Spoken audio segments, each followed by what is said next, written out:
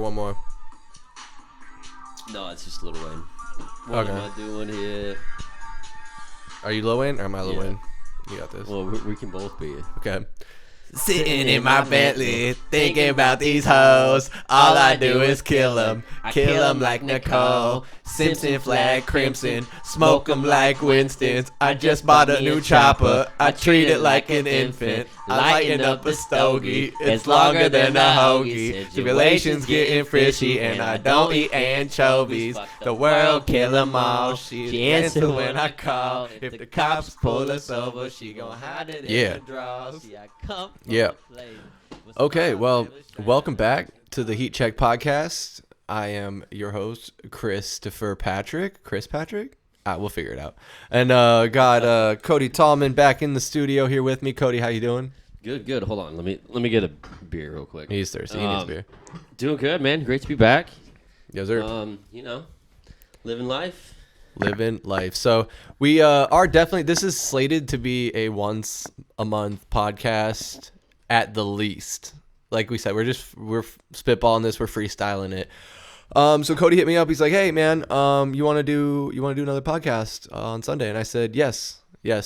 So here we are. It's April 10th, Sunday, April 10th, and before we got started here, we were watching the Masters, and Scotty Scheffler. We were praying on his downfall, but looks like he pulled it out. He is getting his green jacket, and yeah, now we're sitting here watching the D-backs game. They were down 10-1. So we were out here being degenerates, placing bets. I bet that lead would hold and that the Padres would win by 9 or more. And Cody said that they would, the other side of the spread. Yeah, plus 9.5 for the D-backs. Plus 9.5 for the Yeah. So I'm sitting pretty. Chris is fucked. Yes, sir. And Red Sox have the bases loaded in the first inning. So that's also part of our bet. So it's looking pretty good. Yeah. By the time you listen to this, these scores will be final, and you'll already know the results. So we're gonna get into some other topics here while we have this on in the background. Fly. Yeah, these streams are a little bit behind, but that's okay. So they're up 2-0. That's good. We got some stuff to talk about, and that's why Cody hit me up. It was funny. After the last episode, I'm just gonna get right into this. After the last episode, we reactivated the Facebook page and posted the podcast on YouTube, and got some pretty good reception. And thank you guys for listening and giving me that feedback. Definitely helps. Is much appreciated. But there was some other feedback on there.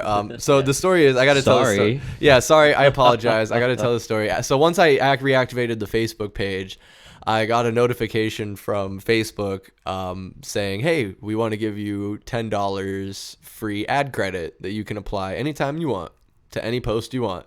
And I said, "Okay, well, fuck, $10 free ad rev, get this pushed out." I mean, we're not going to be famous or anything. So I was like, all right, cool. You don't know that. Yeah, we could be famous. make us famous. No. I'm going to be famous tomorrow. So yeah, that's the plan, right? That's the plan. But so no, this gets pushed out to a bunch of people on Facebook who they think might be interested, and I'm sorry, it got pushed out to a lot of boomers on Facebook who didn't appreciate it. The Diamondbacks game's final now, 10-5. San Diego beat Arizona.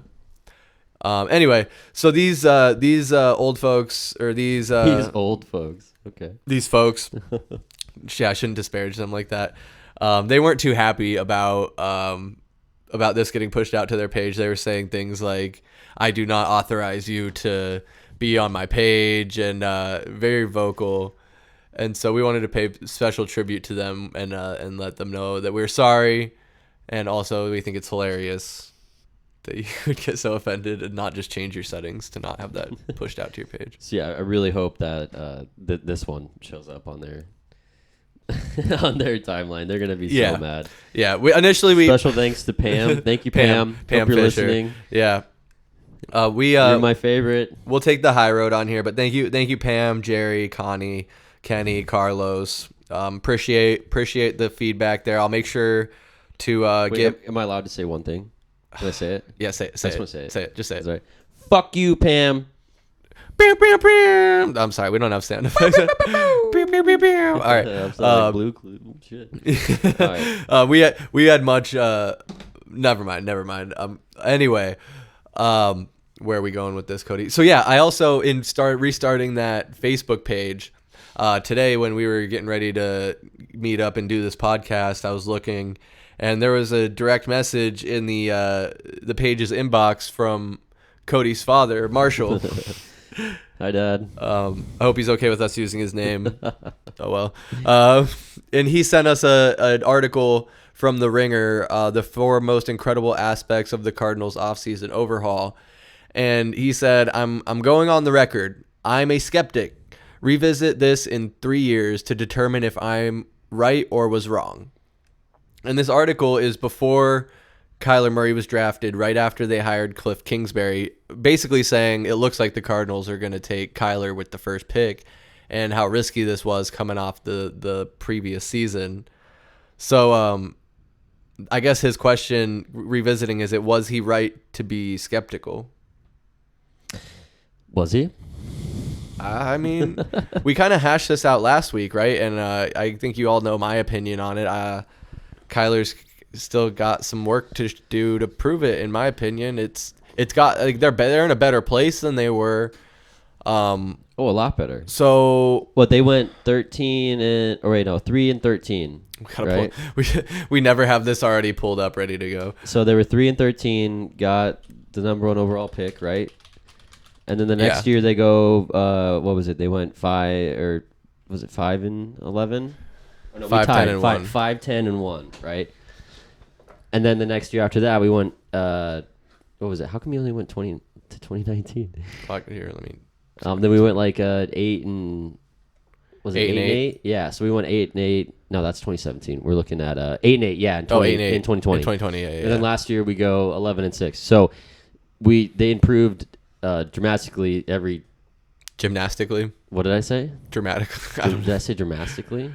I'm just being a dick. Anyway, whatever. Dramatically. Yeah, Whatever. I think so. Something. I'm out here creating fucking vocab words.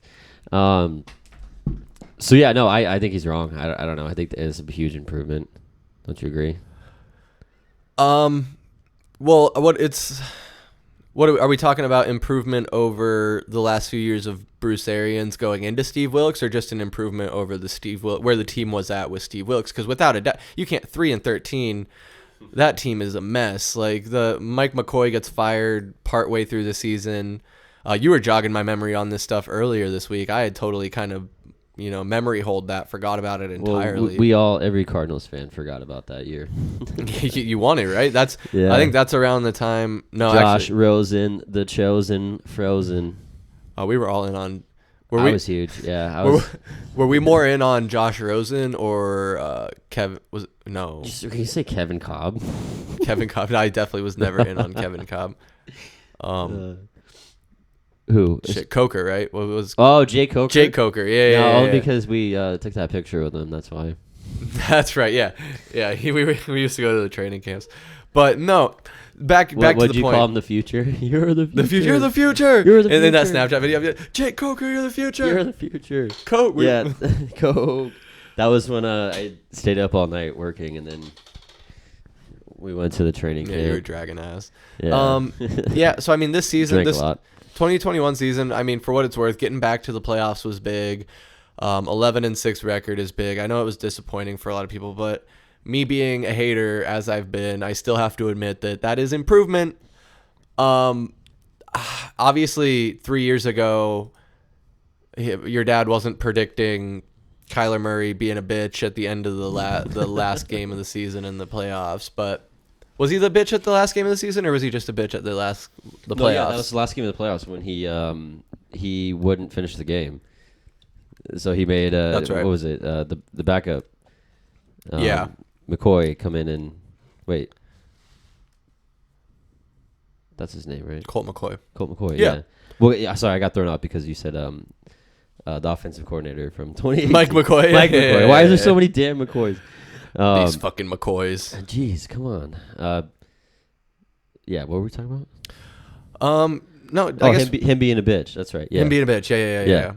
So there's nothing like not finishing a game that you got embarrassed in your first playoff game, and you won't go in and finish the game with a minute and a half left. And what's funny about that was Colt McCoy was telling him, hey, you should probably finish this game. Yeah. Like, you should go in. Like, him being the veteran was like, go in, and then obviously we all know how that ended. Colt McCoy finished the game. Let me tell you a story about a Hall of Fame quarterback. A future Hall of Fame quarterback, Ben Roethlisberger. When his rookie year, I think it was 03-04, he went to the playoffs with Jerome Bettis, and they lost. And he finished that game like a man, and he knew Jerome Bettis was at the end of his career, and he went up to him and he said, hey, man, come back for one more, and I'll get you that ring. I'll get you that ring. And you know what they did? They beat the Seahawks? They beat the Seahawks. Yeah, they beat the Seahawks. So the bus. 6, right? Yeah. Yep, and got him his ring. And so Kyler didn't have that moment where he... Wait, do you know why they call him the bus? Why do they call him the bus? Because he's afraid of airplanes. Is that true? Yeah. He didn't fly? No, that's why they call him the bus, because he always busts around everywhere. I think you're Okay, I'm bullshitting. just kidding. All right, keep going. You're definitely bullshitting. But there wasn't there... That's from The Office. when they meet Jerome Bettis at the like paper... you know what I'm talking about. Exactly. Yeah. I think I got you.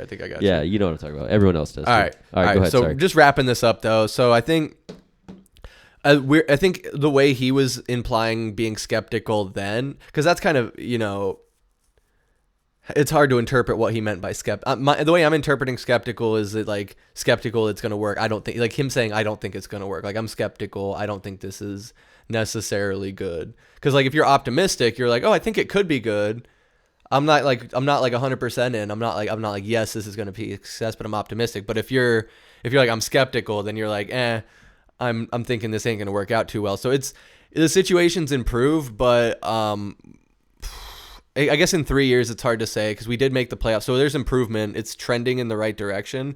But I was just going to say we're skeptical in a different way now than I think he was talking about being skeptical back then. So all in all, I would say he was wrong to be skeptical and that it's worked out pretty good, right? You would agree? Yeah, 100%. I mean, with the improvement that has happened over the last 3 years, I mean, obviously it's easy to sit there and say, wow, they're stupid. They're going to spend their first round pick on a quarterback in 2 drafts in a row, especially when you moved up to draft Josh Rosen, right? And apparently there was 9 mistakes making before him?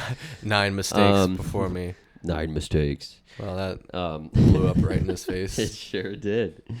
So yeah, it's safe to say that he was wrong with being a little skeptical about it. So yeah, but I think that was freaking awesome. I just thought that was so crazy. He said to revisit, his direction was revisit in 3 years to determine if I'm right or was wrong. It's been 3 years. And in 18 days it'll be exactly 3 years. So, or not even, it was in 14 days. No, 15 days. I'm horrible at math. I'm sorry. In 15 days.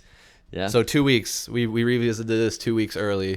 But I don't think I don't think our opinion's gonna change in 2 weeks, whether it was to be skeptical or not. So yep, Baby Yoda's growing up right before our own eyes. When we were talking about this though, before we wrap up this Cardinals topic, to say that, to be skeptical, will Kyler Murray win a Super Bowl with the Arizona Cardinals, Cody Tallman? Oh God. Well, being a Cardinals fan, obviously you go, yeah, he's going to. Yeah, he's going to. I don't think so. No? I don't think they do it. Because it would have to happen here in the next few seasons, you'd think, right? Like they're in a somewhat of a window. Because this is the window. Because, what am I saying? They're going to pay him. They're going to give him his contract extension. He's going to make $40 million, $45 million a year, and then they're not going to be able to afford anybody else. And our teams I don't know. Because obviously it's a team sport. Not a quarterback can't win everything. You need pieces around him to make it work. So yeah, I mean that's why there's 52 people on the roster. Like there's 51 other players other than Kyler Murray that all need to come together and make it work for them to actually get that championship title. So I'll be optimistic, and from being a Cardinals fan, I'll say, yeah, they're going to pull it off. I mean, I think they can do it. I mean, look how the hot start that they had last season, even the season prior to that. I remember watching that Seattle game. Remember we were watching that Seattle game at my house, and they went to overtime, and they were 6-3 that year. They started that year hot, and then they finished 8-8. So you're telling me, so you go 6-3, and then you finish 8-8, and then last year was awesome, but they were winning games left and right. I was like, okay, well, who can beat them, And then we saw another Kliff Kingsbury dive at the end of the season where they looked like a whole different team on the second half of the season. So that right there just makes me think that it's too out of reach for them. But I will say, realistically, they probably will not pull it off with Kyler Murray. Put that. All right, maybe we'll revisit this in 3 years. In 3 put years. this on in the thumbnail. We'll revisit this in 3 years. When Kyler Murray is playing baseball. Yeah, 2025. When Kyler Murray. No, I mean, at least, one thing is to be said, and that's undeniable, is that Kyler Murray is a better quarterback than Josh Rosen.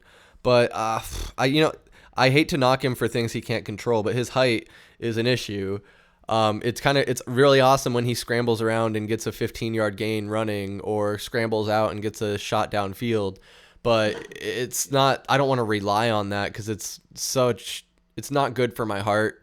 It's not good for my stress levels to watch him extending plays. I did that so much with Ben Roethlisberger in a different way, where he just stiff-armed 5 linebackers before heaving it out of bounds for, intentional down, not an intentional grounding, but you know what I'm saying.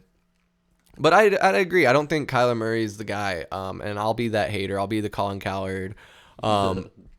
It's like I said, it's a lot of things he can't control. He's really fast. He's got a pretty good arm when he can see over the line and where he can see where he's going. But he really needs a lot of talent around him. And the guys that are talented around him right now are only getting older. They're leaving. I mean, Christian Kirk is a good receiver. He's not worth paying top 5 money, but he's a good receiver. And he's not that great. It seems like now though. I don't want to be a dick, but wide receivers are kind of a dime a dozen. Like a good receiver is not super hard to find, or at least like a fast, good hands. I don't know. Maybe I'm wrong. Am I wrong? Yeah, well, because you're not talking about a superstar. Name a couple superstar wide receivers. Go. Right now? Yeah. Tyreek Hill. Okay. Amari Cooper. No. Adam Thielen. Yeah. Why are you saying Adam Thielen? Deebo Samuel. Debo, yeah. He's pretty good. How about the one that wears number 10 on the Cardinals? Yeah, Hopkins, obviously, yeah. Right. On the Chargers, Mike Williams. Is his name? Is it? No. What's the? Well, let's see who the top receivers were last year. What would that be? 2021. Yeah, 2021. So I mean, Cooper Kupp. There you go. Devontae Adams. There you go. Justin Jefferson. He's gonna be a stud. Yes. Keenan Allen. I don't know about him. That's what I'm saying. Like, so Steelers have guys like Deontay Johnson, where like he's Yeah. Well, yeah. He doesn't sell. I don't know. He doesn't break. Diggs. Stephon Diggs. There you go. Chris Godwin. Marquise Brown. So that's what I'm saying. There's a lot of good wide receivers. Jacoby Myers is good. I don't know.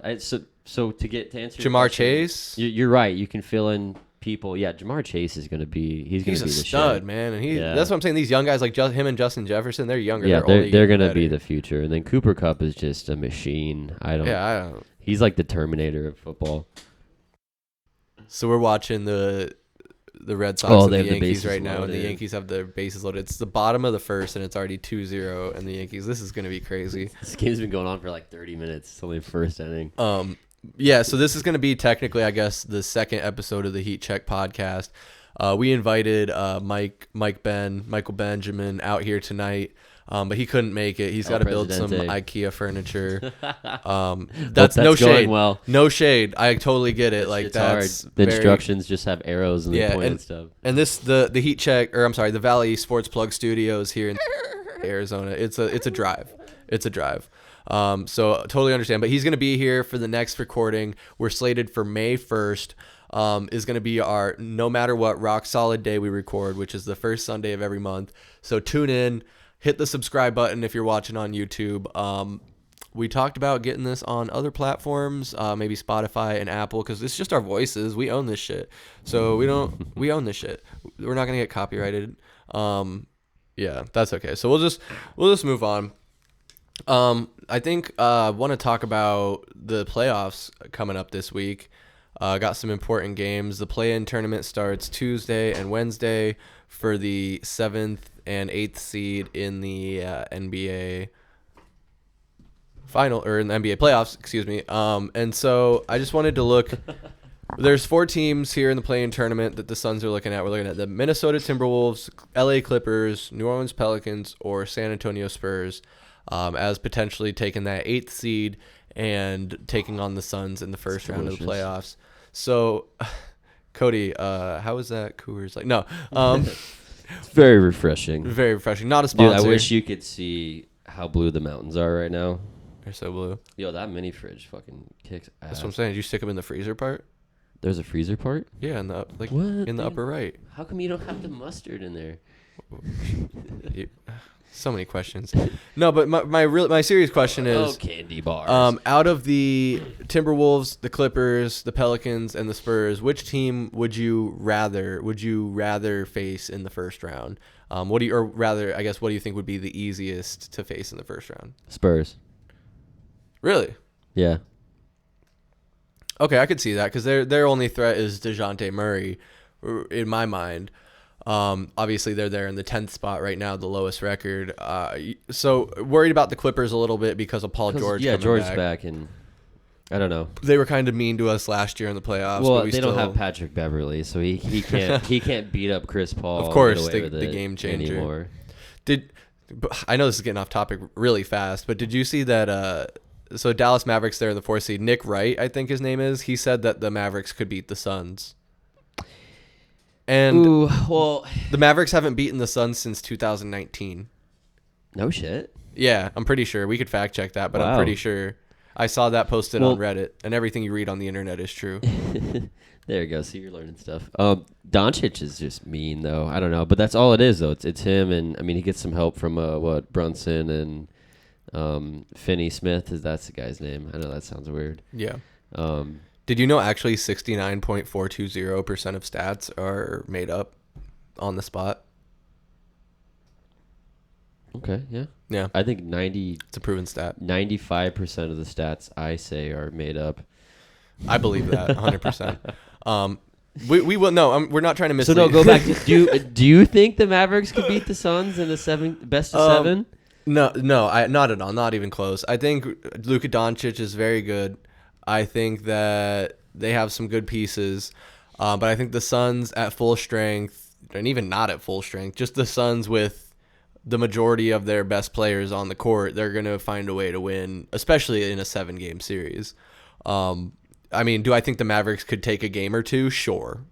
I'll concede that much. Maybe they could snag a game from us. I mean, I went to a game earlier this year with Mike, and it was pretty chippy, pretty close, but I think ultimately... Did you guys go to the Mavs game? Yeah, that was the one where we were courtside and we had those bomb-ass tickets where it was like row 5. We got the unlimited buffet. I could have got tickets to that shit too. Damn. Man, if y'all ever have an opportunity, never mind, I'm not going to say that. But if you ever have an opportunity if a landscaper gives you free tickets, you take it. Yeah, that's what I was going to say. You take it, and you get your free beer, and you get your free balsamic vinaigrette pizza and the bougie shit that the Suns are serving down there under the bleachers. So good. It was amazing, dude. Wait, we're still getting borrows, right? Ooh, yeah. So we're gonna pause here and get some borrows in a second. But we were talking about greasy ass the Suns, right? And so I got us derailed talking about the Mavericks, but I think the Mavericks could steal a game or two. But going into this first round, looking at the 8th seed, the first game here is between the let me check the schedule actually, because I think it was between the Clippers and the, because it's 7 and 8 play and then 9 and 10 play, right? Is that? Yeah, sounds right. I'm asking you. Yeah. I think that's right. You're the basketball guy, dude. I'm just here to make sure this chair doesn't. Nobody float bets on basketball more than Cody Tallman. Okay, whatever. Correct. Right, so yeah, LA, yeah. I'm guilty. got him. No, so LA Clippers will take on the Minnesota Timberwolves for the 7th seed. So I think, and it's in Minnesota, but I think the Clippers could win that. And then, so that leaves then what that team going on to potentially play the winner of the Spurs Pelicans game. But I think it's potentially possible that we're looking at playing the Timberwolves, and that I think would be an exciting series. Not that it would be close or that the Timberwolves would have a chance, but there's that storyline of Devin Booker being friends with Karl Anthony Towns and D'Angelo Russell, and the drama we had in that last game. Was it the last game they played where against the Wolves? Against the Timberwolves, yeah. Where Karl Anthony Towns like did the short. He's like, "You're too short." The Suns were kind of getting their ass kicked, to Crowder. And then everything just flipped from there, and the Suns packed their shit in. That was a good game. Like, if there's any game to go to, it's probably that. That was where Devin Booker was like, "I don't have no fucking friend." I don't think he said fucking. But he wasn't calling people a pussy yet. Which game was that in when he said, "Shut up, pussy"? Oh yeah, I saw that on like Knicks Instagram game, or something. Yeah, I don't remember. Like, they're like talking shit to him, and he goes, "Shut up, pussy." He's got to keep that. He's got to keep that energy going into the playoffs. That is the funniest shit. Oh man, I love it. Booker just flips a script. Oh, he flips a switch and he just turns into a different guy. Well, he's the mascot killer now. Remember, he got all pissed off about the mascot. Yeah. Well, what was funny is I didn't realize about that. Me and Mike were talking about it. It was funny because in Toronto and Canada, they're still strict on the lockdowns. And everything, so they're no fans. Well, I don't know lockdowns necessarily, but they don't have fans. They don't have fans. They're soldered into their apartments. They can't leave. No, I'm just kidding. What is this Nazi Germany? I don't know what I'm talking about. We're not talking about that shit. But so obviously, the Raptor, whatever the mascot's name is, he was the only fan in the stand, aside from like the mop boy and some security. And so Devin Booker, I don't remember. They didn't even ever show what the Raptor was doing, but Devin Booker was just like jumping jacks or like fucking waving his hands around or something. But like no, so like we were talking before about Devin Booker, like his legacy. Not going to spoil a future topic we want to talk about, but we were talking about his legacy and just how he's come around to being a great guy in the community and like just a great guy overall off the court. I mean, we're talking about him being a dick on the court, but he played off that mascot thing really well.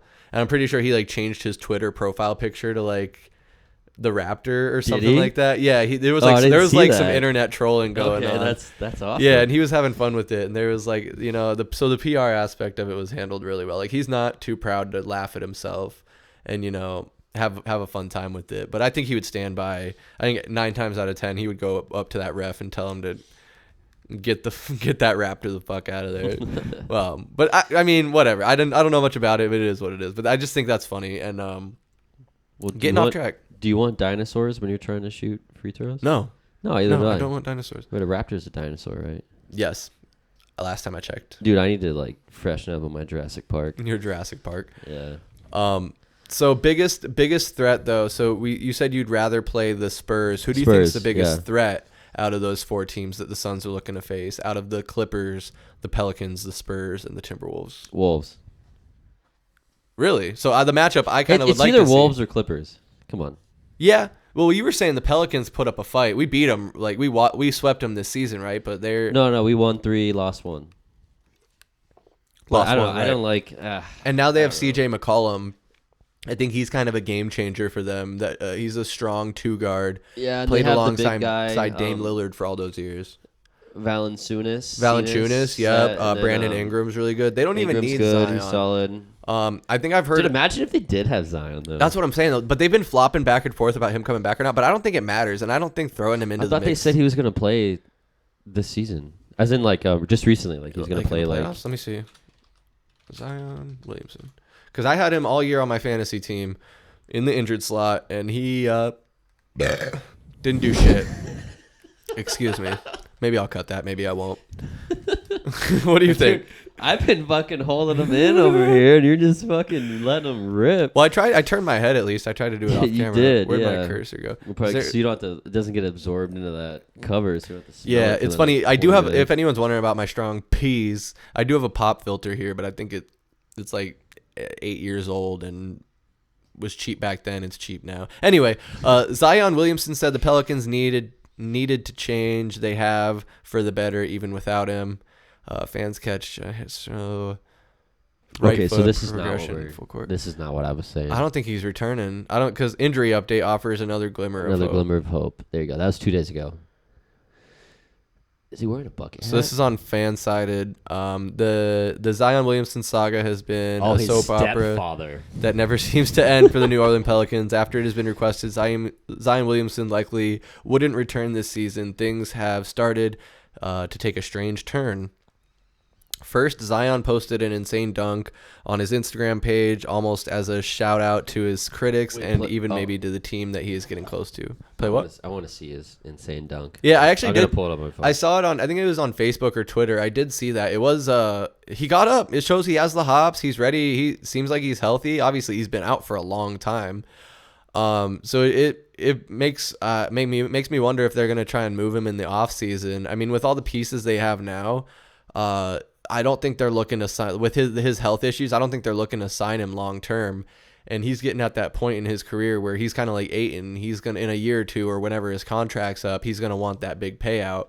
And the Pelicans are gonna want to give that to guys like McCollum and Brandon Ingram more specifically. And definitely probably get another guard in there at some point. I don't know. I think it's Drew Holiday or someone. Maybe my information's wrong there, but. A few days ago, Zion's stepfather announced that he thought Zion was going to play this season, even though the team has clearly not committed to that as of yet. We've been offered hope before, only for there to be another setback. So count me as one of the fans who won't believe it until I see it. But with the Pelicans already in the play-in tournament and the playoffs a possibility, it's going to be hard to keep Zion out of the lineup, especially after the latest report. Yeah, if he's dunking like that on his Instagram post, Wait, if he's putting that out there. He hasn't posted anything for like 8 months. Here, I can click on this. Zion. Where's the dunk? Post insane dunk. Let me see. Here, I'll click the link in this fan site. The last thing he has is this commercial with who's the guy from the Bulls? Zach LaVine. Here, so this is on Twitter. And he's sitting on the couch, and that's he's doing too much of sitting on the couch. No, that's why he's not playing. Well, he's eating too many Oreos and Doritos. Yeah, he's hanging out with Eddie Lacy. Hanging out with Eddie. Shout out Patricia. Oh, Hey, shit. Damn it. Mike, Chris said that. I didn't say that. Cody, here it is. Here's this insane dunk. No way. I could do that. This is just kidding. Maybe with a trampoline. The trampoline, like the Sun's gorilla. Oh, it played once and then shit out on me. Come on. Okay, well, this is underwhelming. You only get to watch it once, so once it loads, I missed it. I was looking at my phone. better enjoy it. We got to get some new equipment in the studio. Zion. So Andrew Lopez. Zion just posted this on his IG story. If you were wondering, it's recent. Sorry. I missed it again. I was. I'm just gonna let it play on a loop. So he throws it. He throws it off the glass, catches it between the legs, and dunks it with his left hand. So he can do that in his new Zion 2 shoe. So it's a kind of an advertising thing. So that is impressive. If he's doing that, posting it, looks like he's ready to go. Why isn't he playing? Especially if they have a play-in game coming up. Yeah, you'd think someone in the NBA front office would see something like this, and because he was the number 1 overall pick, right? Absolutely. Yeah. All right. I believe. I think he was. Yeah. I don't know. I don't even remember what I ate for breakfast yesterday. I'm sitting here trying to be an expert. Yeah, number 1 pick in 2019. Yeah, because the Suns almost got that pick. Who'd they get in that draft? I know we're totally on a tangent right here. He's only 21. Oh man. Yeah, sorry, Mom. Child. Yeah, we failed. The Suns, actually, we ended up falling a little bit in that draft. I think that was the Bridges, Cam Johnson draft. Yeah. Okay, that's awesome. Yes, we got Cam Johnson at 11. That was a hell of a draft. And then, I think we traded, because we got Jarrett Culver, I guess. We must have traded him. There was some trades. The Sixers, right? Yeah, and then and I think we traded him for. Who'd the Sixers take? They took Mikal Bridges. Where's he at? Great question. I should know this. Fuck. RJ Barrett, 3rd overall. He was definitely a first-round pick. Kevin Porter Jr. Oh, Tyler Hero was in that draft, 13th. Look at that. See, I didn't even know Tyler Hero went to Kentucky. That makes sense. I mean, this is a good draft class, all in all. It really is. Wow. I am blanking right now on where Mikal Bridges is. He wasn't in the 2nd round, was he? I'll just control F this. Maybe he was.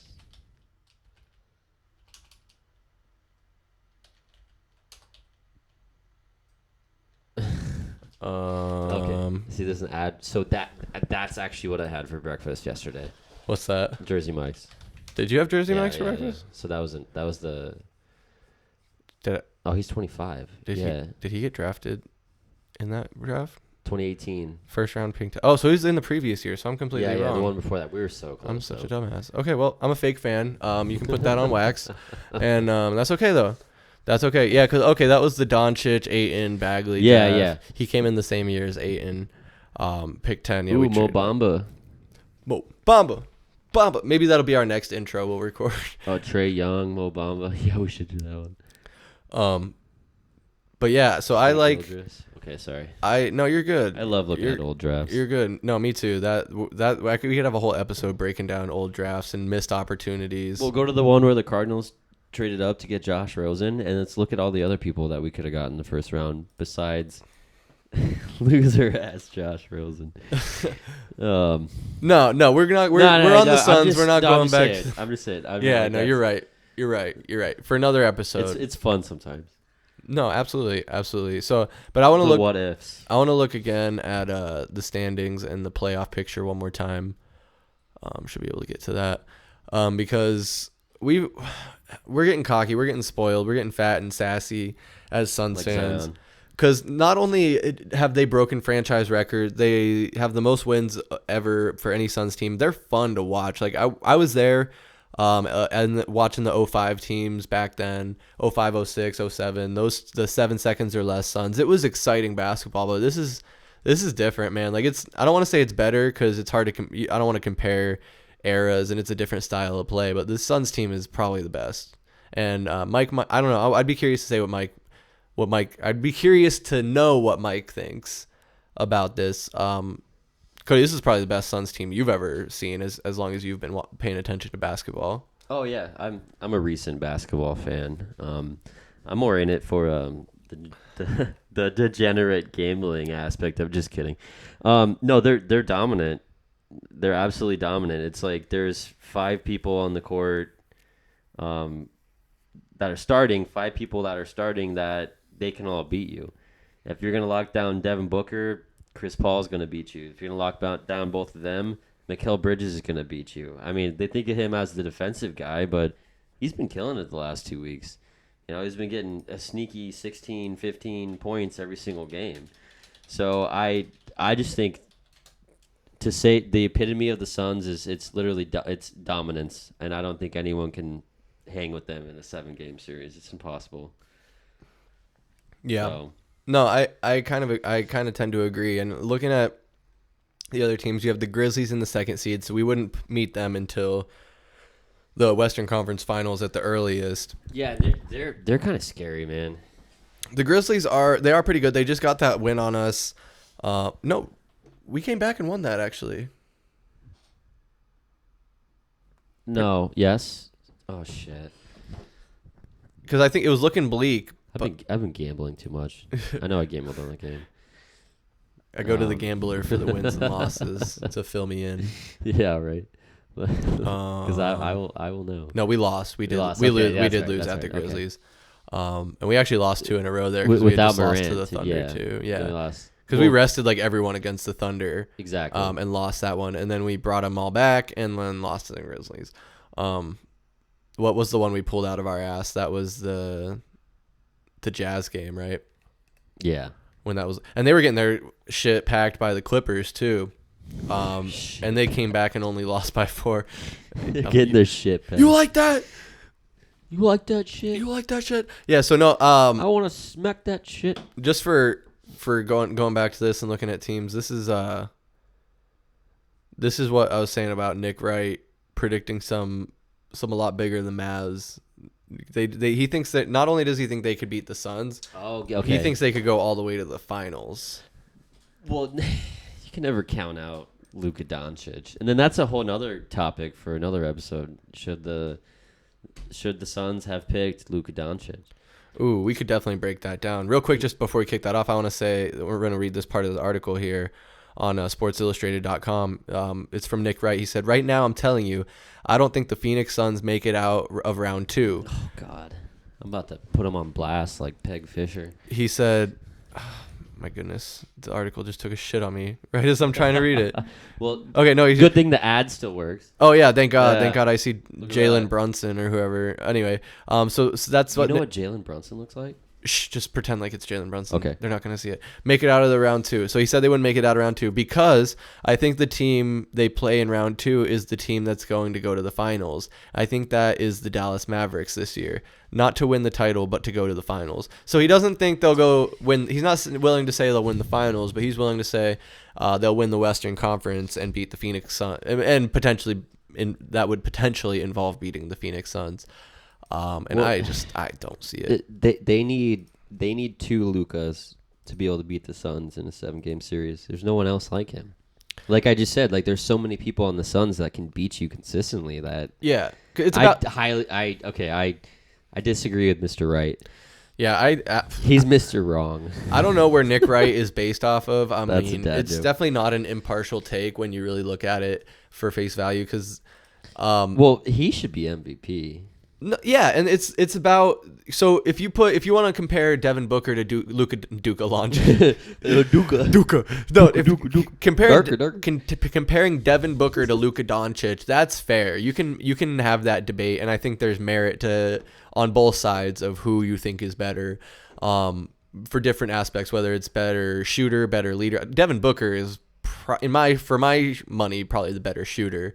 Luka is a pretty good distributor. He's kind of has a hustle. Dude, I think he has a few inches on Booker. They got smacked by the Wizards like 2 weeks ago by like 33. Well, points. and that's what I'm saying. Coming from guys Suns like would us, lose to the Wizards. Yeah, no, looking because we're putting money on there. We're watching the betting lines, and like I kept seeing teams like the Mavericks losing to dog shit. And you can say, okay, the Suns lost to OKC, so that's a dog shit team. They the shouldn't have Knicks lost to, held them to 77 points and successfully beat them by 30. Well, it's about supporting cast, right? And then they did beat the Celtics by 3. Mm-hmm. I mean, Celtics are a great team. They've been on fire the last 3 weeks. Cody, I know, like you said, you're not the biggest basketball guy. You're a pretty new fan. See, they lost to the Thunder too. Sorry, Suns lost to the Thunder. I love you waxing poetic on these. What'd you say? I don't even know what I just said. No, so looking. Are you waxing? Wax? I'm waxing. Wax on. Okay. Waxed or unwaxed? Oh wait, that's a different podcast. That's a different podcast. I'm not even gonna say it. No, don't say it. So no, what I'm talking about though is I don't think Nick Wright's understanding. He's probably just thinking, like I was saying, like Devin Booker versus Luka Doncic. That's the lens he's looking through because he. Yeah, but they don't have a DA. They don't have a Chris Paul. Well, yeah. Listen what I'm about to say go here. ahead. I'll shut the hell That's up. what I'm fucking saying. Is he doesn't have any supporting cast. When I'm looking at this roster right here, Brunson's good. I'm not too worried. Brunson's pretty good.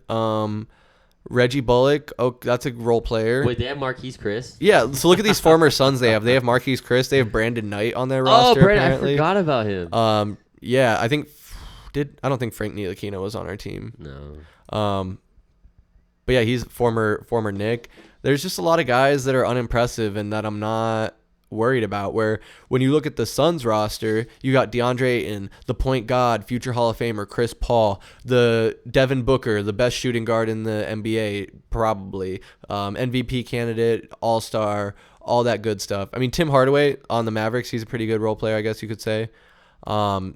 Spencer Dinwiddie, but that's what I'm saying. These guys are all role players and not really like game changers. Like you have 3 game changers on the Sun minimum, and then you got a defensive, arguably the defensive player of the year, Mikal Bridges, Jail, locking him down, putting on the clamps. Oh, they're paying him that much. It's not even close. How much, Marquise Chris or Spencer No, Dinwiddie? Dinwiddie. Dinwiddie, Holy $17 million this year. That's brutal. That is brutal. That's brutal. Tim Hardaway is getting $21 million. Oh, okay. Yeah. Yeah. God, I wish I was tall. And so and like I was saying, those guys that I'm talking about, the killers on this list, so that's a solid 5 right there. And then you think think about the bench though. That's what I'm saying. This is the homer in me coming out, but campaign, he can come in and make some difference. Yeah, I said I'm a bit of a homer, not Homer Simpson, but like home. You know what I'm saying? Like you're biased. Correct.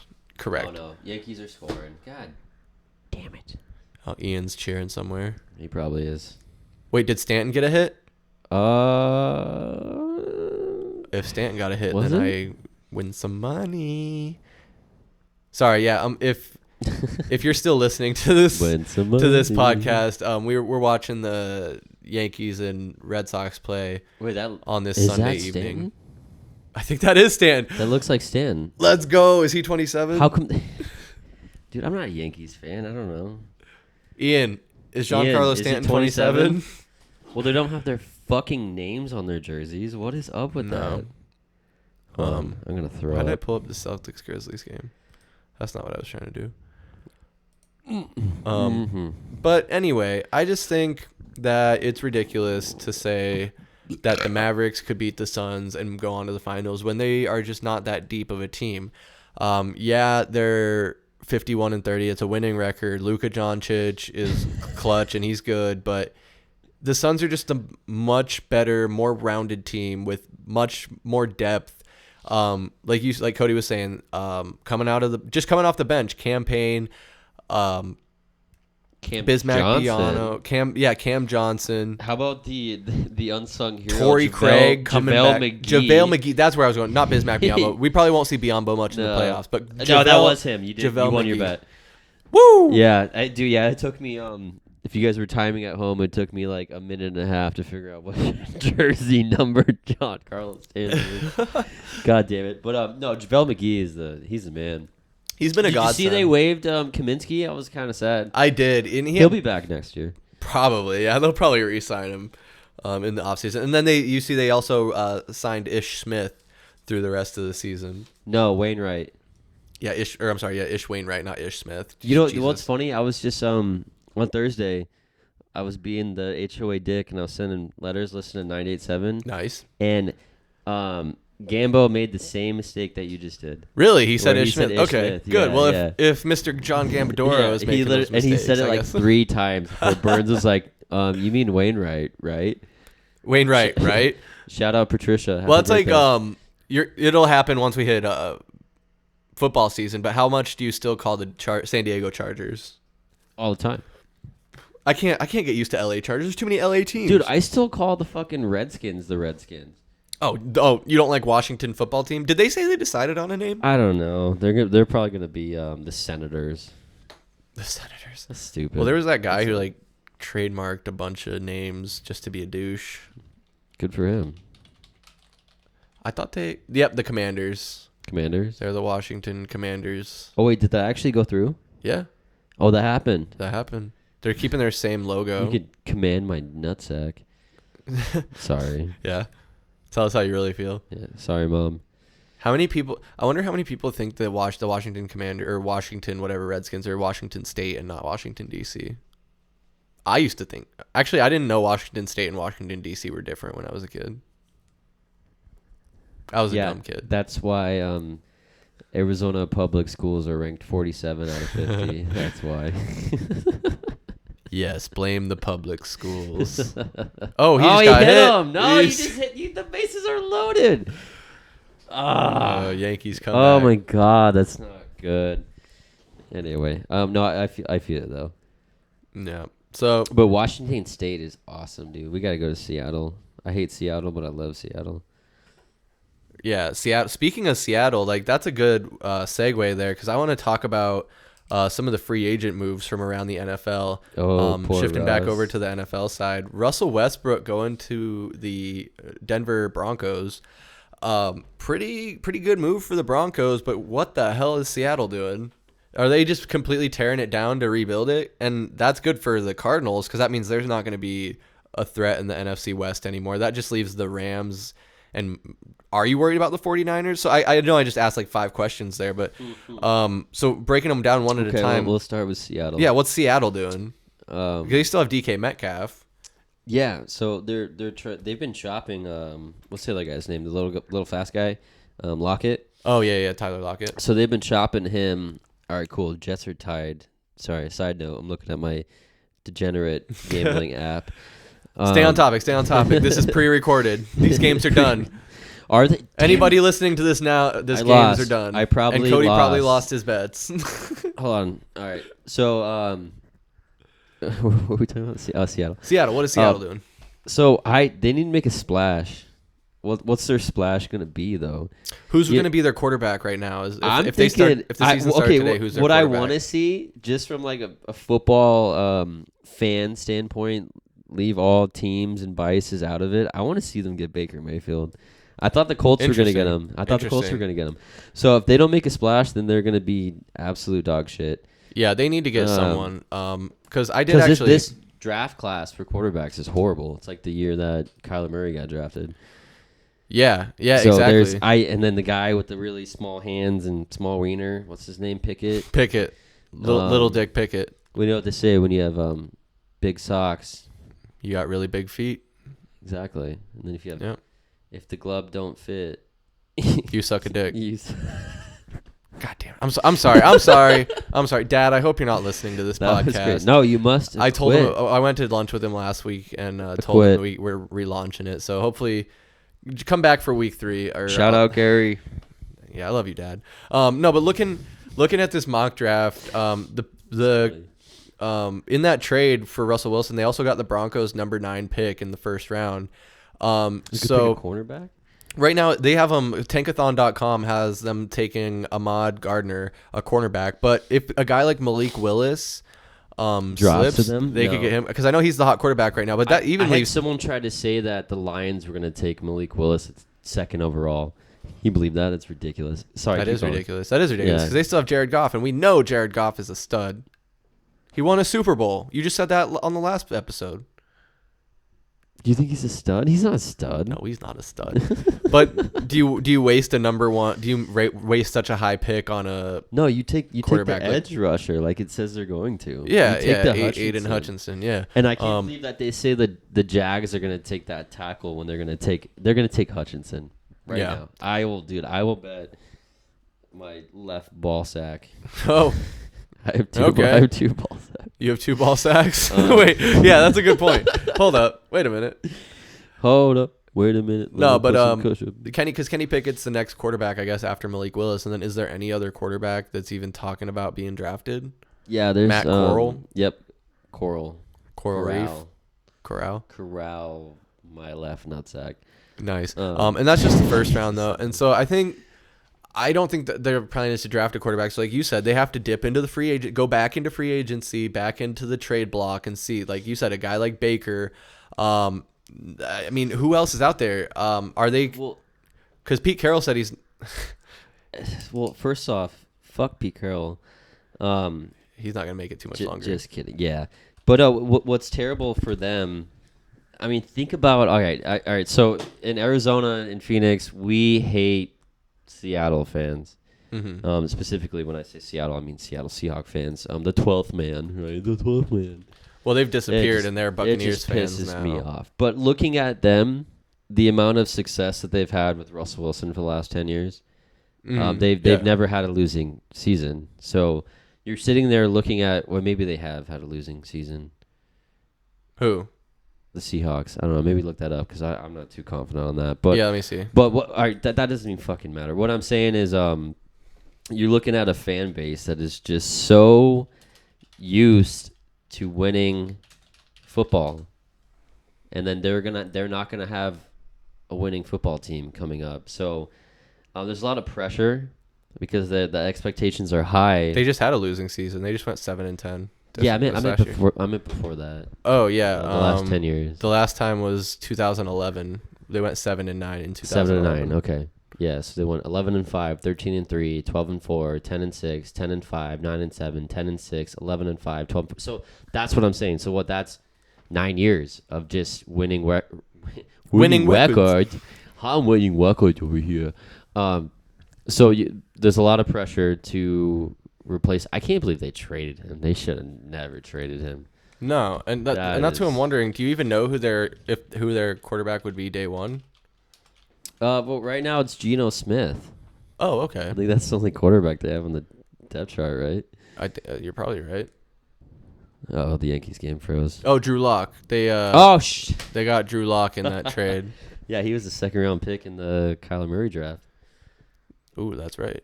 Wait, was he? Yeah, he was second round. Well, and I know because I'm pretty close with a couple Broncos fans, and they were Who? pretty optimistic on Drew Lock. My fiance's father, and her family is some pretty big Broncos fans. There's a couple other people I know that were Broncos fans that were talking about him. This guy I worked with, Devin, actually. Devin was a Broncos fan, and that was back in that was like 3 years ago. Yeah, this makes sense because that was 3 years ago, that right when I was switching positions, and he was telling me about we're hot on Drew Lock.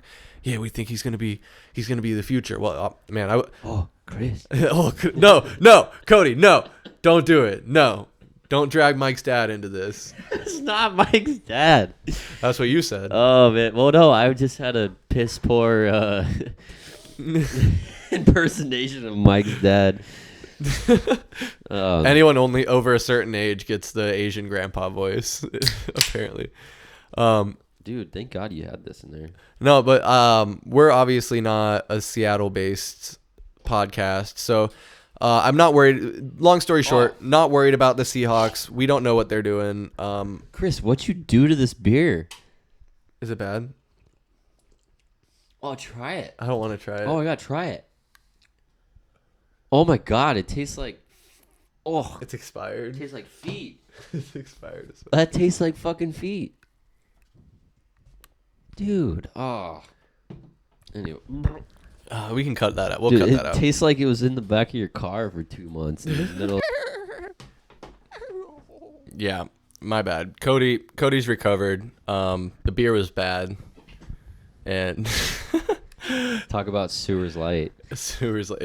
All Coors is bad to me, so I couldn't tell the difference. Anyway, It's delicious. um, Not that one though. we're talking about the teams in the NFC West that we're worried about. So we determined we're not worried about Seattle.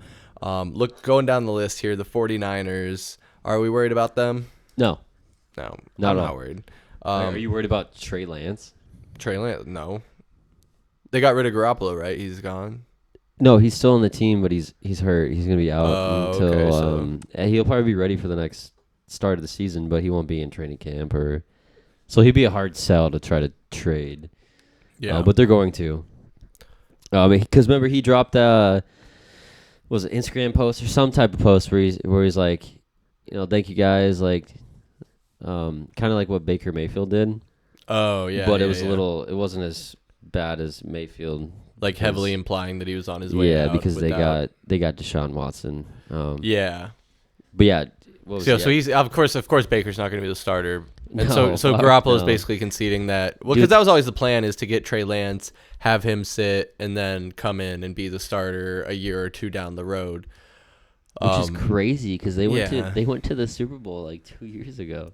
Yeah, and we talk about Kyler Murray being unproven, but Trey Lance is definitely unproven. And that's not to say he couldn't come out and have a breakout season and just kill it, but Dude, he played the Cardinals and all he did was run, and he ran so much that he got hurt, and he couldn't play again. Yeah, exactly. And that's unfortunately the crux of mobile quarterbacks, or quarterbacks that rely on their mobility to try and shake loose. When you do that, if you're not going down when you need to, you'll get hurt. But that's another conversation entirely. But overall, all in all, I know the 49ers have weapons. We were talking about Deebo Samuel a bit ago. Oh, he's awesome. He's pretty solid. Kittle's good. is pretty solid. On defense, they got some weapons. Bosa, yep. So there's reason to have some hesitancy, but overall, I think the 49ers I'm not as worried about as the next team in the NFC West, the Los Angeles Rams, the defending Super Bowl champions. Cody, are you thinking that they'll have repeated success and just run through the the slate now that they have their kind of core group solidified? Yes and no. So they had a shaky season last year. Obviously it was still winning season, but they they lost like I think they lost 3 games in a row in the middle of the season. They did have a rough stretch. The first time the Cardinals played them, the Cardinals stomped them in LA. But then when they played the Cardinals later, we got stomped by them, and then we all know what happened in the playoff game. Yeah. Do I think they're going to have repeated success? Yes, I do. Unfortunately, they signed. Who was the receiver they just signed? Is it Allen? Was it Allen Robinson they signed? Oh yeah, the guy from the Jaguars. That would be Allen. No, Allen. No, he's from the Bears. The Bears. Oh. Yeah, so they just signed Allen Robinson from the Bears. You're yeah, right, and they're probably gonna. I bet you they bring back Odell. It's possible, yeah, for sure. Oh no, you're right. Yeah, no. Okay, so he played with the Jags, and then he went to the Bears. Okay, he was on the Jags at one Yeah, point. That's yeah. right. Okay, so I'm not crazy. No, you're not. Yeah. But yeah, you're right. They did have some stumbles last year. The Cardinals did beat them early on at home, at SoFi Stadium. The Cardinals beat them 37-20. They also, like you were saying, that rough stretch where they lost 3 in a row was to the Titans, the 49ers, and the Packers, which, arguably they're all pretty good teams. And at the time that we were playing, 49ers really surprised me. Yeah.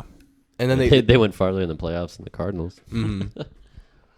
Yeah, and then they went on a hot streak, and they didn't lose until the very last week, and lost in overtime to the 49ers. But then we know the end of that story, went on to win the Super Bowl. But that's what I'm saying. Like, they found their stride where they had these stretches. They won 3 games, lost 1. Won 4 games, lost 3, and then won 5 games here, lost 1 to finish the season. So I think they're finding their stride, and like they're and it's okay. I said it was a shaky season. Okay, it wasn't a shaky season. I'm saying they went on that 3-game losing streak, but they're still They're still 7. So they're 7-1, and they went 7-4. Okay. Yeah. All right. I mean, and there's after 3 losses in a row. There's obviously cause to ask questions, but then when you look at their next game on that slate, the Jaguars. If they lost to the Jaguars, that would have just been. The Jaguars were the worst team in the NFL last year, weren't they? Yeah. Remember when the Cardinals went down big against the Jaguars, and we still pulled it off. Yeah. So you have this confidence boosting game against the Jaguars where you blow them out, win by 30 points. How bad they beat the Cardinals? They beat the Cardinals by 1 touchdown, 7 points. And that was at home too. Yeah, in State Farm Stadium, and so that was when the Cardinals were on the downturn. I think J.J. Watt was out by that point. But we're not making excuses. It's to say that tell me if you agree, Cody. I would say the Rams are the highest threat, and looking at winning the division, my expectation is the Cardinals should at least take the 2nd spot in the NFC West and hopefully make the wild card round. But we should definitely be above the 49ers and the Seattle Seahawks. Is that a pretty fair assessment? Absolutely. Yeah. I mean, unless, like I said earlier, unless the Seahawks get Mayfield, none of those rookies in this draft are going to be able to win them games right away. No. And then you're sitting there and you're looking at, from the Seahawks standpoint, I mean, you got some good players on that team. There's no doubt about it. So what are you going to waste? You're going to waste what's the dude? Dude, I'm totally DK Metcalf? DK, that's right. The Yeah. guy that the Cardinals should have drafted, but instead they took fucking Andy Isabella. Yeah, oh yeah. I remember Isabella's name, but I forget Metcalf. This could be his breakout year. Oh, Yankees just scored. Stupid. I saw that. Oh, they just tied it up. They just tied it. They do with the Rizzo sign. Nice. So, yes, they should finish second. In that, there's no excuse. You need to finish second in that division, or you need to win the division. Win the division would be amazing, and I think it would be a twofold proposition. It would be the Cardinals having to come together and actually win games consistently and have good play calling. We could have a deeper conversation if you want about Because this isn't Kliff Kingsbury. Is he hiring an offensive coordinator, or is he still going to go at it, making all the play calls and being the OC? No, he's still the OC. He's still the OC, yeah. So is he going to figure it? Are him and Kyler going to get on the same page? And is Hopkins going to stay healthy? Because it sounds like Hopkins is the catalyst for all of it. Because as soon as he went out is when shit really went downhill. Yeah, it was bad. But who can? I mean, I don't think it's all in Kliff. What We're needs all over the place. Yeah. Yeah, what needs to happen though is Kyler Murray needs to figure out how to be a leader. Correct. He needs to gain control and the trust of his teammates because I don't think he has that right now. And until he figures that out, he's not gonna have a long-lasting success in the NFL because he can't do it by himself, and he's trying to do it by himself right now, and he's not doing the right things. Well, that's what I'm saying, and we kind of I think we touched on it on the last episode. But when great players make the players around them better, and they can use what they have to win games. And Kyler Murray so far has proven that he relies on other great players to win games. And at every level, he's had great players around him that he can go to make the Hail Murray, where he just chucks it up and DeAndre Hopkins comes down with it. Not to say Kyler Murray didn't put a good pass up there for him to grab, but it was catchable. It's 50-50, It's not all Kyler's pass. It's also Hopkins' that was more Hop. I'd say it's more Hop for sure. He had 3 dudes on top of him. Incredible. How do you come down with that ball? Yeah, that was incredible. So, and that's what I think really showed at the end of the last season and the playoffs is when the cards were on the table and some of those core players were injured and not available. And then, a little adversity showed up. Kyler Murray crumbled under the pressure, and instead of owning it and, sucking it up, he cowered away like a little bitch and made it known that it seemed like he felt like it wasn't his fault and it wasn't his problem and that people around him let him down instead of owning it. And, even if it wasn't his level, that's what the great players do. Even if it wasn't their fault, even if they put all of their heart into it and they gave it their best, they own it.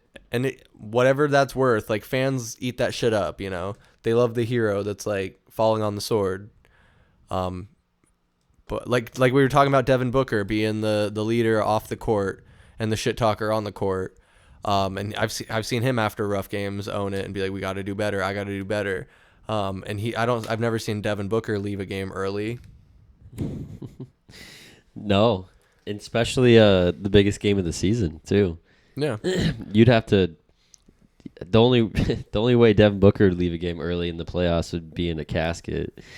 There's no way you're getting him off that court. Well, so that was disheartening to see, and he's got to understand that he needs his teammates for him to be successful. There's only a handful of quarterbacks that have played the game that are so special that it doesn't matter who is around them. They just figure out how to win. And the first one that comes to mind is Tom Brady. Look at some of his he's had good players around him, but look at some of the people that he's played with, and they've still had great seasons, and you'd sit there and be like, who? Huh? Who are these people he's throwing the ball to? Yeah, that's true. But Kyler Murray's never going to be anywhere close to being that good. And that's what I was saying. He had his chance. He had his chance in the playoffs when D-Hop was out to work with Christian Kirk, Andy Isabella, AJ Green, and make those guys work, and Zach Ertz. So it's like those are weapons. Those are some household names. Zach Ertz specifically, AJ Green. I love they re-signed him. They did re-sign AJ Green. Oh no, Ertz. Ertz. No, yeah, I'm glad they re-signed Ertz Green too. Yet. But yeah, no, I don't say yet. They're probably gonna sign him. Oh, they have to. They have to. They don't have to. What am I saying? But they don't have anybody else, right? No, and I feel like we're kind of rehashing some of the conversation we had on the last episode. But to wrap this up, expectation is definitely that the Cardinals get second in the NFC West or better and make the playoffs. And not only that, I think if they make it to the playoffs, Kyler Murray needs to show that he can win and be that guy that takes us to the next level, and they need to win a playoff game. I'm not saying they need to make it to the Super Bowl or do anything incredible, But they need to start building on what they're trying to go towards and show that it was worth re-signing Kliff and eventually going to be worth re-signing Kyler. Too. And Kime. And yeah, Oh, Kime. he's going to get a contract before the season starts. There's no doubt about that. Yeah, all this bitching. Because, when you get a letter in all caps from his agent, it's fucking stupid. Yeah, go back We to... read that in the last... go back to episode 1 and you can read how we broke down the letter of Kyler Murray's agent. And he's going to get paid. And yeah, it's... Kliff got paid and it's the same agent. And so they'll work it out so everyone's all chummy and the Ferris wheel can keep spinning. But they have to keep the fans interested, to keep the fans trusting them, they have to continue to take steps to show improvement.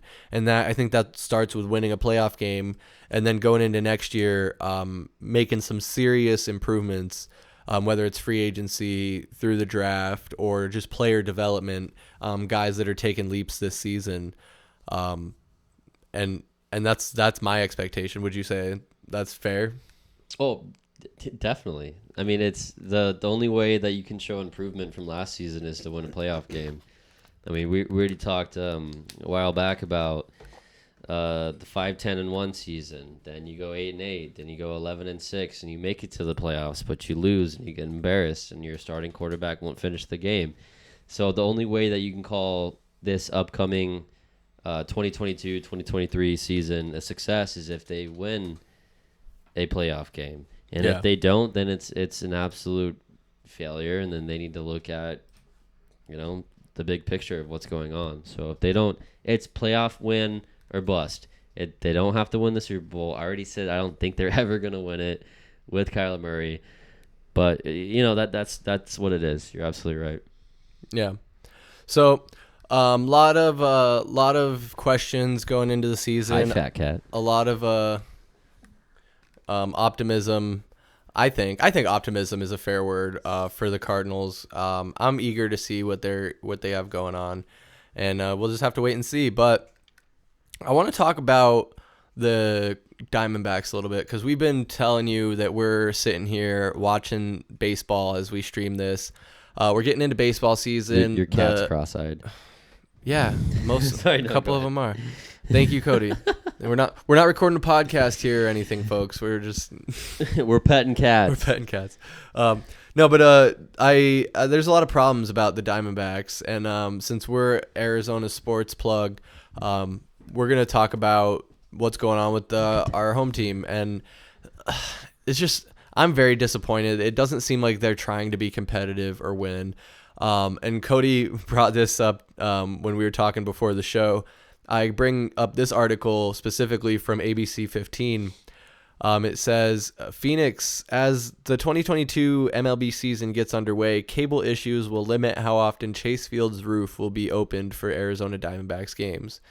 The team says issues with the cable that help open and close the roof were discovered during the recent inspection. The issues mean the stadium roof will not be able to open or close while fans are inside the building. The roof will not be able to be opened after the sun goes down during evening games, as has been done in the past. From what I understand, from what I've read, just comical. There's they think that the cable would potentially snap, and if fans were in the stands, it could fuck them up. It could fuck them up. Yeah, I mean, shit. And that's I scary. would love, so I would love to get hit by a cable and sue the shit out of the Diamond. I'm just kidding. What if you die though? That's what I don't want. That's probably the a risk. heavy-duty cable. See, yeah, that's a pretty big cable, I'd imagine. If it's opening it. I heard that it didn't work at all, and then we were watching the game, and I was like, "Wait, the fucking roof's open? Yeah, what do you mean open. it doesn't work?" So that place is just going to shit. It's really sad. Yeah, Bank One Ballpark, baby. That place used to be awesome. Yeah, it was definitely. There's a lot of nostalgia around the ballpark. It's been Chase Field for a long time, but these kids our age remember it as Bank One Ballpark, Bob, during the glory days when it was just starting out, and we won that fluke World Series. Why are you calling it a fluke? I know that's not fair. It was well earned. Look at the roster they had. They had two of the best pitchers in baseball. Yeah, Kurt Schilling and Randy Johnson. Yeah, too bad Kurt Schilling's insane. Yeah. So, Kurt Schilling is kind of crazy, and then Randy Johnson. He likes playing was some board game. kind of a lot. dickhead, but he's better now. But okay, so Better now. better now. No, okay, stop it. No, so you were saying the team we took to the World Series in 01 had two of the best pitchers of all time, two great pitchers, and a pretty good bullpen. And look at what we're working with now. We got our best pitcher is Madison Bumgarner, which would have sounded great 10 years ago. Mad bum. He's just a mad bum. He's horrible. Yeah, he's not good. Merrill Kelly. How old is he?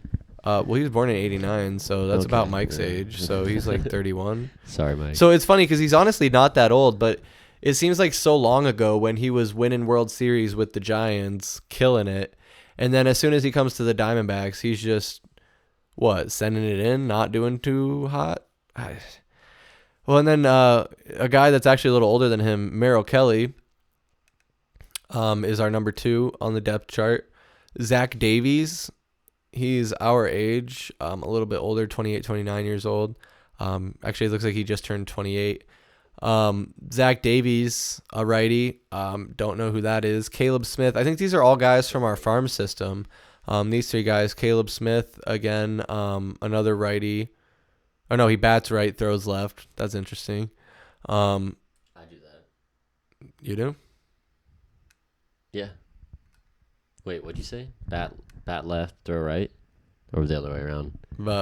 Bat right, throws left. Okay, I'm the other way around. Yeah, Cody. Sorry. Cody's the other way around. I am super gay. Whoa. Hold on, cut that Hold out. up. Okay, cut it out. I'll just put the dolphin noises again.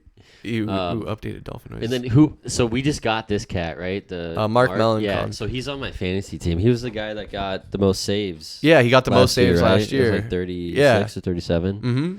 He was born in 1985. Yeah, So he's up there. Fuck yeah, he is. But why? It's these are the questions I have. Is when you look at the starting rotation, Mad Bum and Zach Gallen are the only 2 names those are the 2 guys that are supposed to be good, but have largely been disappointments.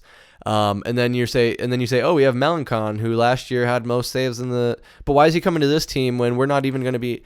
Where are our priorities when we're signing closers? When we're not even in a position to give a closer an opportunity to close a game? Is he just going to hang out in the bullpen and spit you're probably sunflower right. seeds? Like, why the fuck? At least he's not shooting arrows.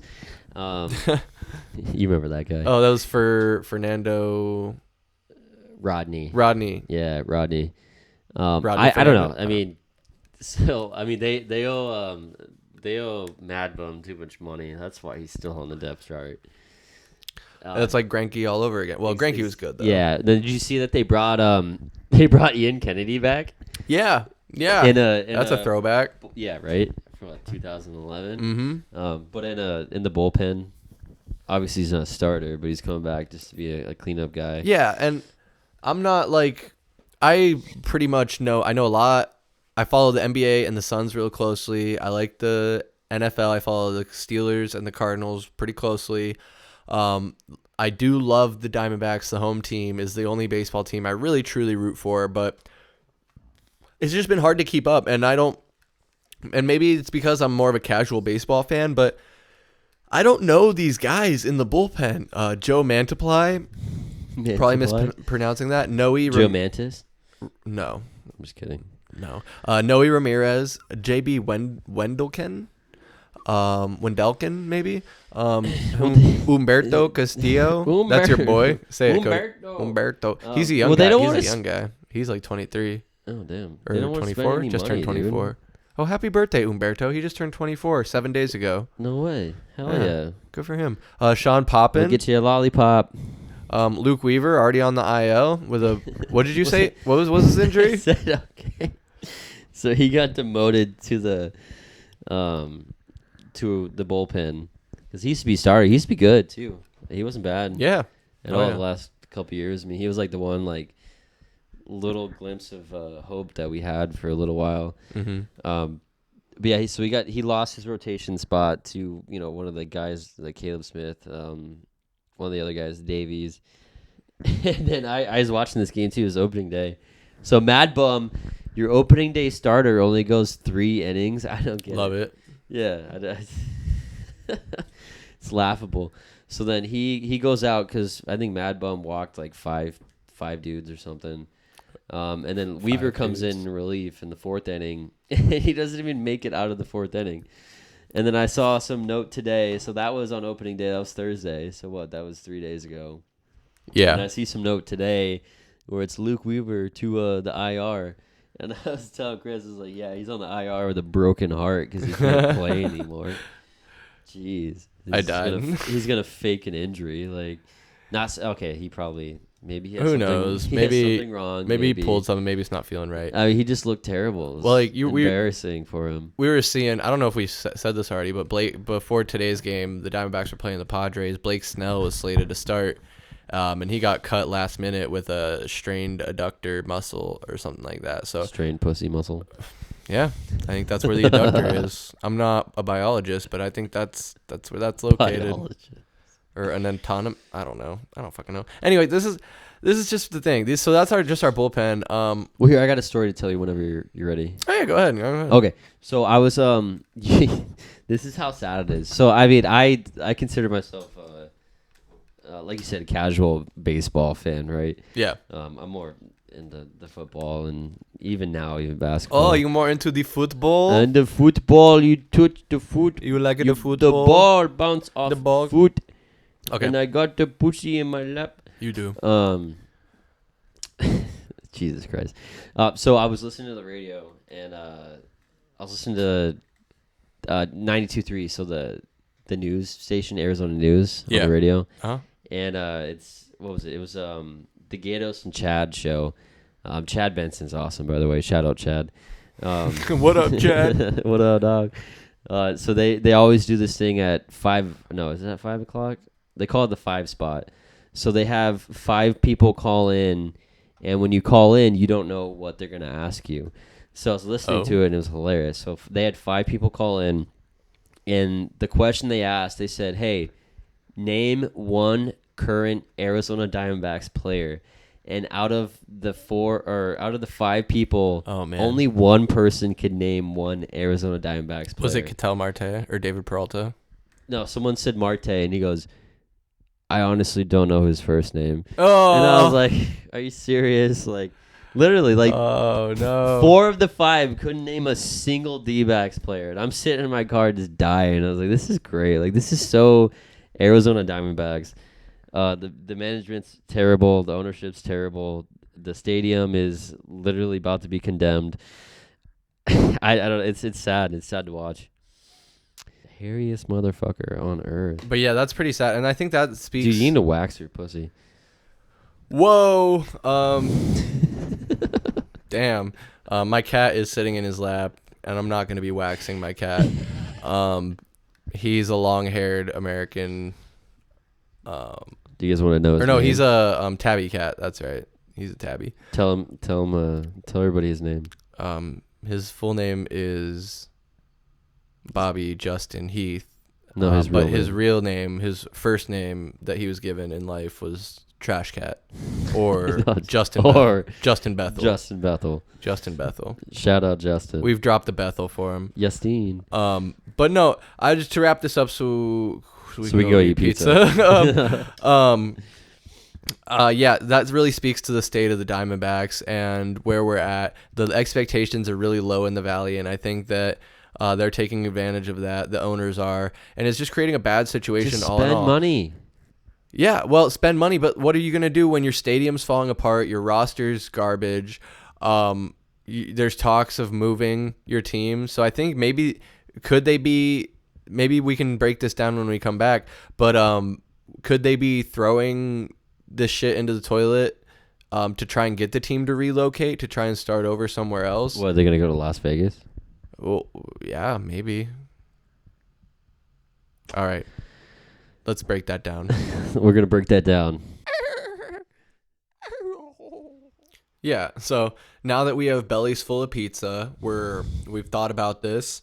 Let's break it down. Do you think that the Diamondbacks organization or whatever it is, the GM, the coach, whatever, they're trying to throw this so that they can force the the team to either get a new stadium with the city or whatever, whoever is at play with that, or trying to get them to relocate to another market like Las Vegas. Is that a possibility, or is that in like a conspiracy theory? I think it's more on the conspiracy theory side. Are they deliberately being mediocre to try to force someone's hand?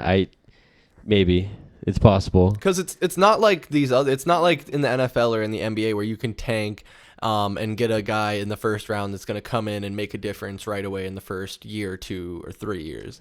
In the MLB, it's a much more tricky proposition when it comes to the draft. These guys, even if they're a high prospect, they might go to the minors and be there for a few years. It's very rare that you're going to get a guy that comes in right away and is crushing homers and striking people out, depending on their position. So they're not tanking for draft picks. Why else? What incentive would there be to tank in baseball otherwise, or to not put together the best possible roster? So I don't. Can you call it tanking though? They're not really. Well, that's it. They're not. I tanking, know. right? I get. Okay, I get what you're jobs. saying. Well, because they're not spending money. It's like, I mean, there's that. Like, how just put a salary cap in place.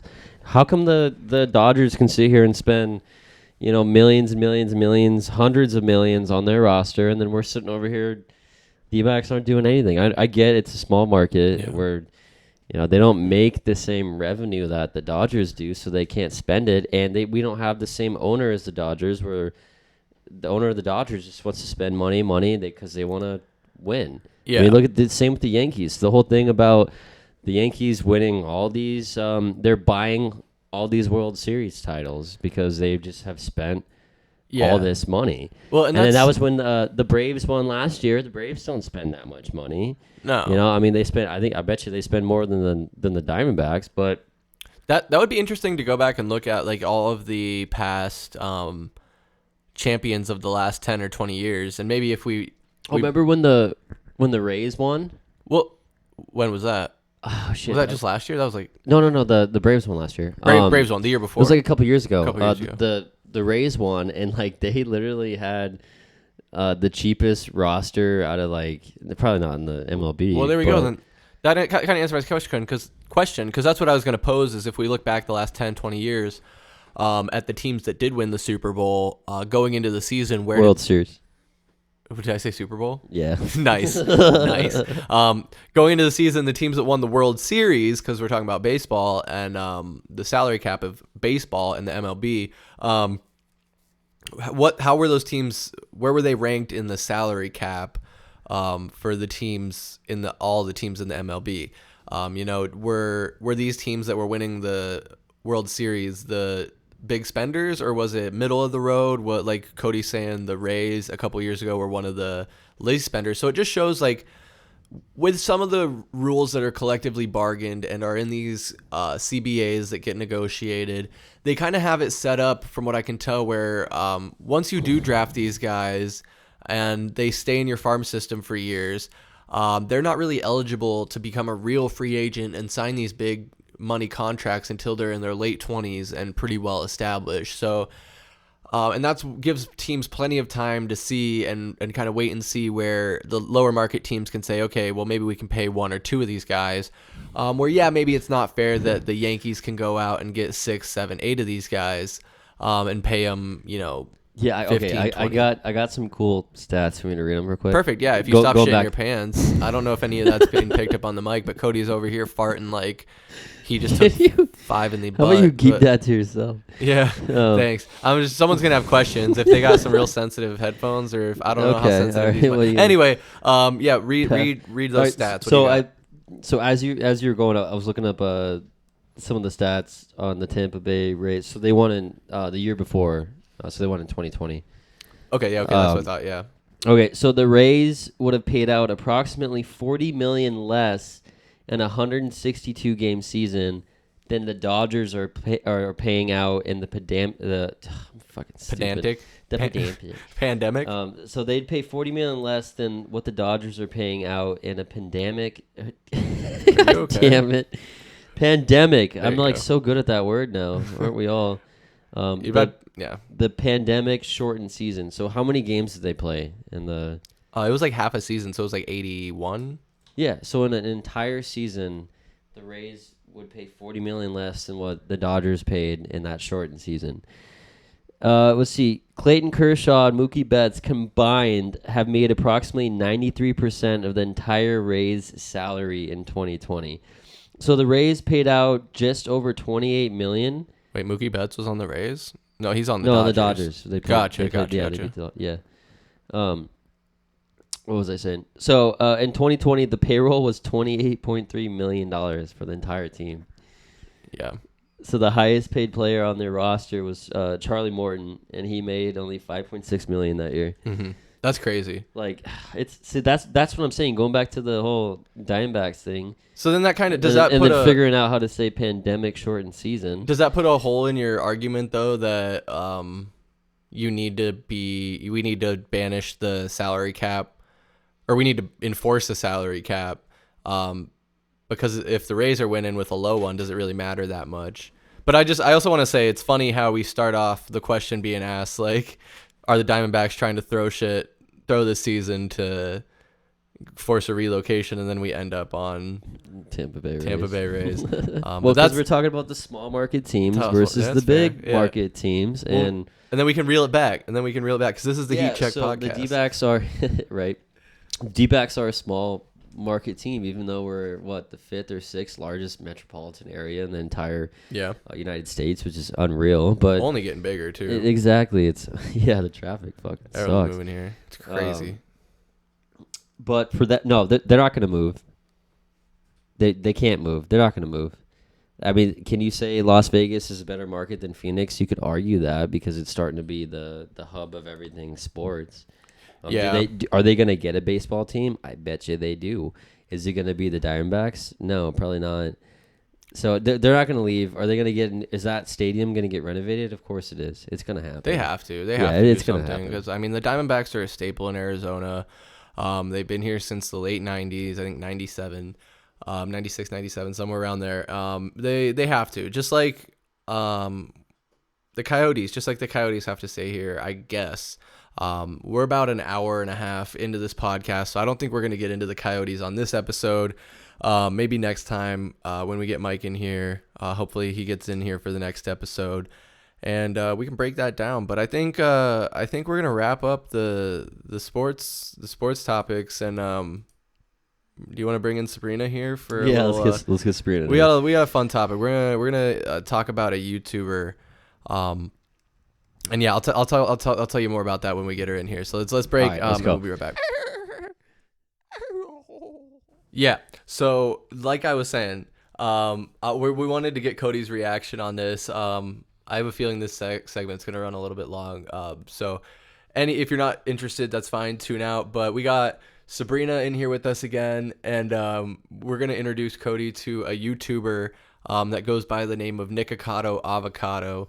So I'm going to start this video for Cody to watch, and then I want Sabrina to tell a little bit of his backstory. Or do you think we should just... While he's watching this? Yeah. Dude, the video is like an hour long. Yeah, we don't have to watch the whole... that was not the Yeah, so I'll just kind of like skip through it. Why does he look like Tony?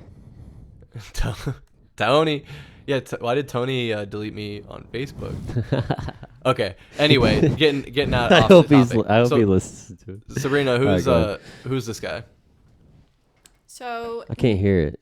I know. Chill. Sorry. Okay. Sorry. My bad. Nikocado Avacado has been a YouTuber for a very long time. What is that timestamp on that video? October 2016. So he's been doing it for a while. Is he gay? He is that's gay. fine. That's he is fine. gay. Yeah. Yeah. We accept everyone. I like gay people. So he started out as a raw vegan when he came to YouTube, and he was always trying to spread his passion about veganism. Like eating like 20 mangoes at a time, that kind of thing. Or like also like he got his name because he would eat like a bunch of avocados as well. Because that's what you do as a raw vegan. Wait, what's his real name though? Nicaragua? His real name's Nicholas something. I don't know his actual last name. Gotcha. And he also started out not only making these what they call mukbangs, but also playing violin. What's a mukbang? A mukbang is essentially a video where people eat on camera, and it's started. I can't remember the exact origins, or like what culture created it first, but it was essentially created so people wouldn't have to eat alone at dinner time. It's definitely morphed over time where people like gorge themselves on food. And he was known for eating a lot of pasta dishes with his bird. And he really got big once he made his transition out of veganism. Yeah. So that's pretty good background. I mean, I typed in Google mukbang definition, and it says that a mukbang, especially in South Korea, is a video, especially one that is live streamed, that features a person eating a large quantity of food and addressing the audience. So I think it sounds like you know more about it. You're right. It probably evolved into that. It didn't start as that, but it's now become that. So Cody, you can find videos of Wait, people. so he just eats food? Well, let's see if he eats in this video. Yeah, he does. It's not until like over it says halfway cheesiest mac and cheese. Just like move it to like halfway. Does the bird? go. Why is he doing it? It looks like dog poop. So yeah, so this is vegan mac and cheese because this is when he was still vegan. Chunky. It looks horrible. yeah, well, and that's crazy. Vegan mac and cheese doesn't even have any dairy in it, so I don't know what the cheese is. It's made out of typically like onions, sandpaper. tomatoes, and then they put nutritional yeast in it because nutritional yeast has a cheesy flavor. Is the bird eating the mac and cheese? I don't. Does the might bird be. ever talk? I don't think He the said bird no. talks. It doesn't. No, so this is like Cool if he did. this is what he was doing in 2016. He's a pretty big YouTuber. He has 3 million subscribers and almost 4 million views on this video alone. So look at this guy. He's pretty lean, vegan, obviously. Sane. Like he talks for an hour about normal things. He keeps his calm. He doesn't scream, I think is a point I want to point out now. You'll see why. I think your cats are fighting out there. I wouldn't doubt it. Sorry. I just heard a little tumble. A rumble and tumble. Yep. Lovely. Yeah, but no, he's got this big vegan pasta. So then you get the idea, right? Like this guy looks like a normal YouTube channel. Yeah, so he just eats macaroni and cheese for And talks for an hour. an hour? Yep. And 4 million people have watched this? Yeah, people love mukbangs. Man. Yeah.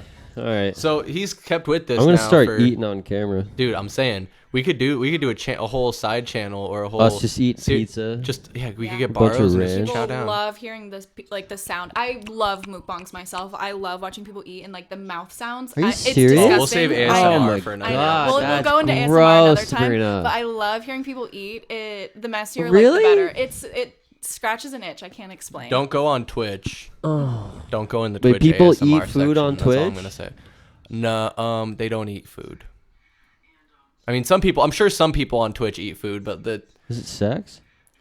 Wait. A big thing on Twitch. This is going into ASMR, which I don't think we should go too much into. Yeah, but I'm not people trying to will get like derailed. What's ASMR? they'll get like earphones that like or like microphones that are shaped like ears and just like suck on them and make like slobbery noises all over. It's really gross. basically- I don't get into that. Well, but- Cody, we'll show you. Maybe we'll show you this on the next one because instead of pop culture, maybe it'll just be YouTube culture. Wait, but all right. Just what's ASMR though? Tell me what that it is. stands for it's like Secret Clip. goosebumps. So like it's like autosensory We'll pull it something up. response. We'll pull it up. ASMR definition.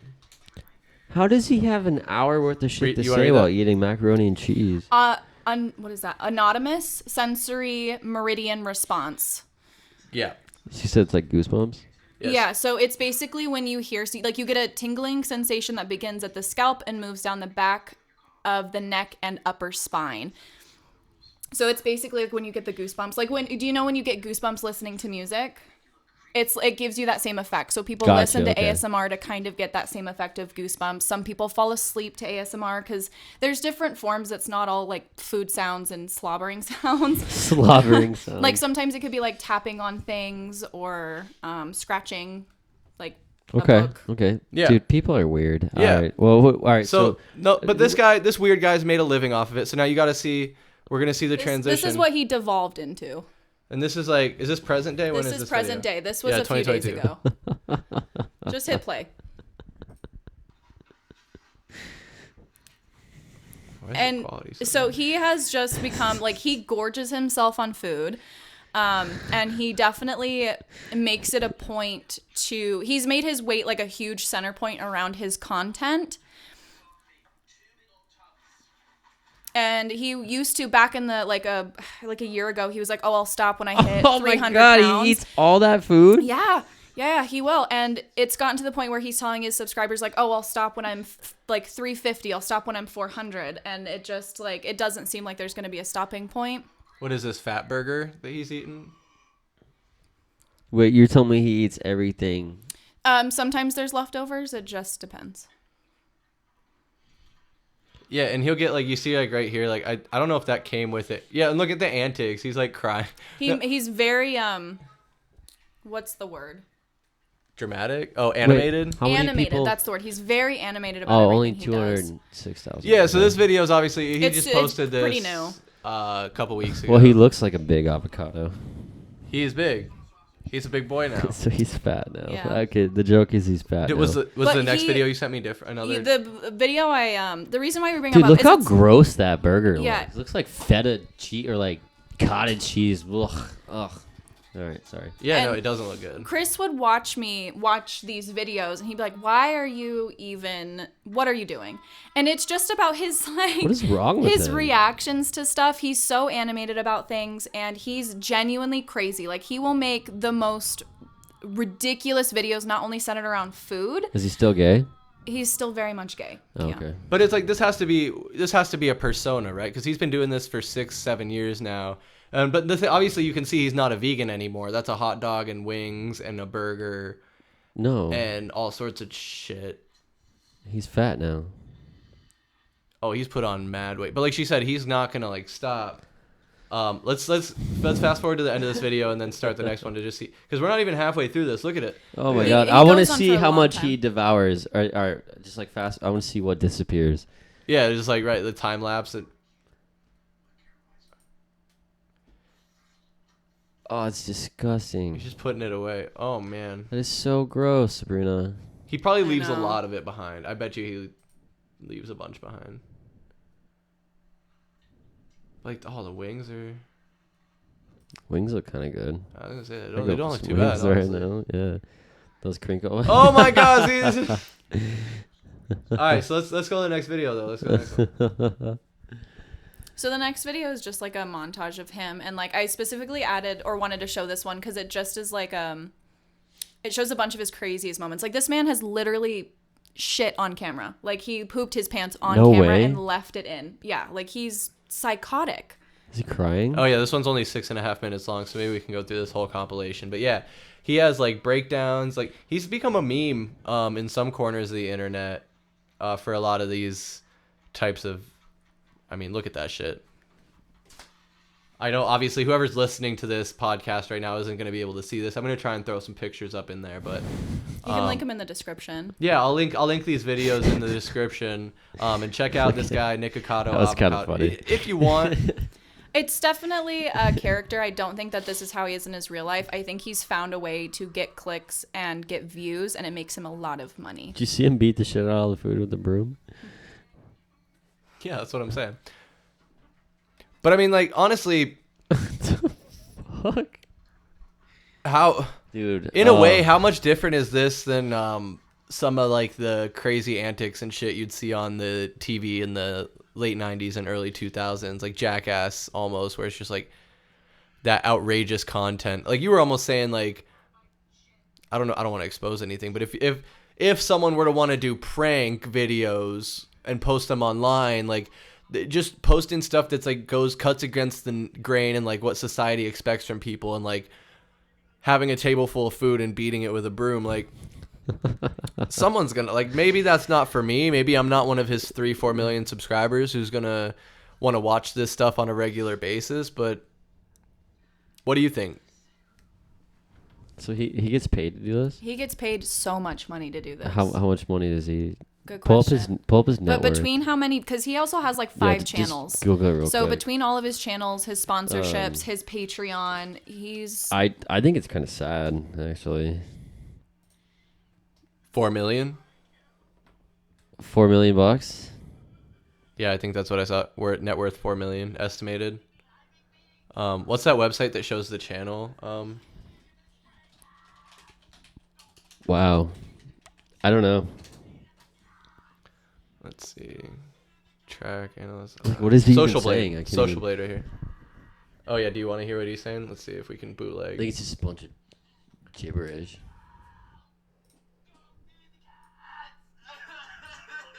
Don't feed the cats. How about don't feed you?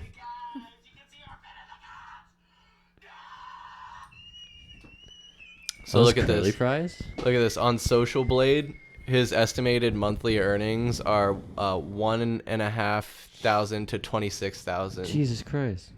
So and it's estimated in a year, he's right, and that's a pretty crazy fucking range. But they're saying they're estimating anywhere from 20,000 to 321,000. So I mean, split the difference. He's easily making 160,000 a year. And this is just for his one What YouTube website channel, is though. Oh, yeah, It this has is- like 5. That's a good point. Yeah, How do you guys have all these like crazy websites that you use? you just got to be on the internet, Cody. I'm such a boomer. I'm like Peg over Okay, here. boomer. Yeah, you got to know where to get the stats. This is where the stats are. Yeah. Anyway, so but- okay, so we're back to the. He just looks like a fat kid. yeah, it's sad because Looks like Fat Tony. like Sabrina said, it's twofold for me because like Sabrina said, this is clearly a character, in my opinion, where he's just kind of being extreme for the clicks and to keep the money flowing. But at a certain point, I think there's got to be some mental point when he goes from being a vegan and being skinny to being this big and just eating all this junk. Yeah, well, I've talked to you about it before. I'm not going to get too into the conversation because I don't think it's the time, but I've talked about how restriction, it's like a pendulum, right? Like if you are super restrictive, especially to the point of being a raw vegan, that pendulum's going to swing back the other way and you're going to binge all the time because you missed out on all those Is that what you foods. think it is? Yeah, I do think it's a part of it because I remember I watched Nikocado Avacado when he was in his vegan days. And like he would talk okay. about, I remember him talking about in one of his videos how him and his husband were out on a date and there was olives in front of them and they wouldn't eat the olives because they were afraid of how many calories were in them and if it was going to make them fat. So I think when you have that mindset of being so scared of gaining weight and restricting yourself so hard, it's just going to swing the other way and you're going to be like lose control. It's like the forbidden fruit, if you will. Yeah. But I do think he's, despite all does this, he cry a lot? he cries a lot. Yeah, it's a big part of his content. I do think that obviously it's a character, but he's also extremely smart. This dude's raking in a lot of money, and I think he's cracked the code as far as how to get views. I do think there's something to be said about how far would you go and what would you do to your body to get views and to get money. But So just be a psychopath and film yourself? Yeah, Oh, maybe. go. I mean, yeah. He had like a bunch of snot coming out of his That's what nose I'm right saying. there. That was disgusting. How much are you willing to sell out to make $1? I will tell you one thing: Valley Sports Plug is never gonna sell out. Never. I mean, maybe for the right price. I'm just kidding. But I think it's time to wrap up this episode of the Heat Check podcast. This was episode 2. Thank you, Cody, for coming back. No, thank you. I mean, we're gonna, like I said, consistently. At least we're gonna do this once a month. I'm really glad we were able to get a second podcast out in a week. So we might do that periodically. Might drop a few in between the monthly ones. And next time, I'm pretty sure Mike Ben is gonna be out here. So we're gonna keep rocking and rolling. Yeah, and I've thank seen you. that. I know what that is. All right. Yeah, no, exactly. That's what I'm saying. When he He's a punches meme. the chair? He's a meme. Yeah, If that's you're right. interested in Yeah. learning more about Nikocado, Sorry, my Avacado, bad. and mukbangs, check out I the ruined your check out the outro. links in the description. It's cool. The outro, the intro, it's all great. It's all gravy. But thank you guys, and catch you next time. Okay. Have a good night. Are you low in or am I low Yeah. in? You got this. Well, we can both be. Okay.